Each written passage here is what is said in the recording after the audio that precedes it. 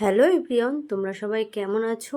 আর তোমরা ভাবছো যে আজকের ব্লগে আমি ইটভাটায় কেন দাঁড়িয়ে আছি। তোমাদের বলে রাখি, আজকে আমার ছেলেকে নিয়ে আর আমার বরকে নিয়ে আমরা ঘুরতে বেরিয়েছিলাম রানীর আসমনি ঘাটে।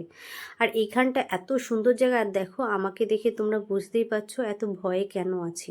এই সামনে যে ষাটটাকে দেখতে পাচ্ছ, আমরা এই সরু গলি দিয়ে আমরা বাইক নিয়ে আসছিলাম, তখন ষাটটা মানে সামনে মাঝখানের দিকে দাঁড়িয়েছিল। তখন এই দিকটার রাস্তাটা চওড়া, মানে আমাদের বাইক এখনও মিনিমাম 2-3 মিনিটের রাস্তা হাঁটলে বাইকটা আমরা দেখতে পাবো।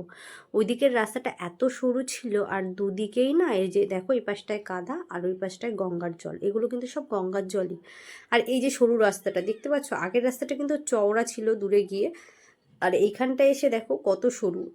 আর আমার বর বাইক নিয়ে দাঁড়িয়েছিল, আর আমি একটু আগিয়ে গেছিলাম বাবুকে দেখার জন্য, মানে বাবুকে কিছু জিনিস দেখানোর জন্য, যে আশেপাশের জিনিসগুলো কত সুন্দর। দেখো বাবা, অনেক সুন্দর। আর দেখো ওই দূরে তোমরা দেখতে পাচ্ছ বাইকটা, ওই জায়গাটা ঠিক ওই জায়গাটাই দাঁড়িয়েছিল আমার বর, আর আমি একটু আগিয়ে গেছিলাম। আর দেখতে পাচ্ছ এখানে খাদ খাদ একটা ব্যাপার আছে, তো এই মাঝখানটায় একটা ষাঁড় এসে আমরা দুদিকে আলাদা হয়ে যাই। মানে আমার বর এই ষাঁড়টাকে, মানে জানি না, নিজের ছেলে যখন বিপদে পড়ে না, তখন পৃথিবীর যত ভয়, মানে যত বিপত্তি আছে না, তখন ওইটাকে আমরা জয় করে কি করে শিখে যাই আমরা জানি না।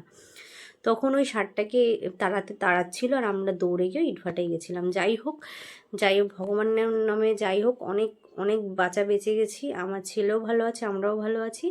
আর আজকে চলে এসেছিলাম রানীর আসমনি ঘাটে, আর এখানে কিন্তু আমরা মাঝে মাঝে আসি ঘুরতে। এই জায়গাটাতে এত ভালো লাগে আমাদের, তোমাদের বলে বোঝাতে পারবো না।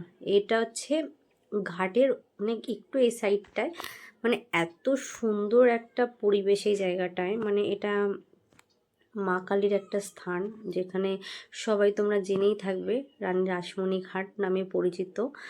তো এইখানটায় মানে আশেপাশে যত লোকজন আছে, তো সবাই কিন্তু এখানটায় ঘুরতে আসে, ডেইলি এখানে ঘুরতে আসে, বলতে পারো একটা ঘোরার স্পট টাইপের হয়ে গেছে। এখানটায় কিন্তু অনেক সুন্দর নৌকো আছে, আর নৌকো করে কিন্তু সবাই এখানে ঘুরতেও যায়, মানে আশেপাশে। আর এখানটায় হালকা পাতলা একটু মেলা টাইপের আছে, মানে মেলা বললে ভুল, বাচ্চাদের জন্য।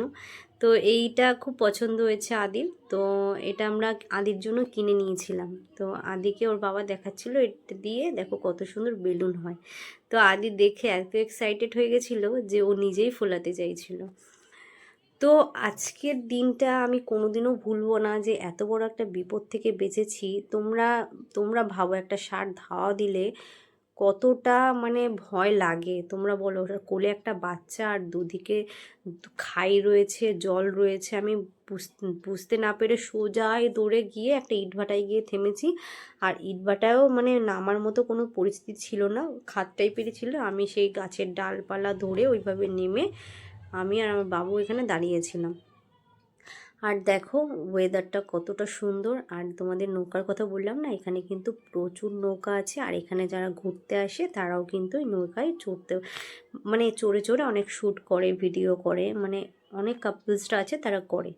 তো এখানে তোমরা তো আগে অনেক ভিডিও দেখেছো, এখানে 10 টাকার 10টা ফুচকা রানীর আসমনি ঘাটে এখানে নাম করা।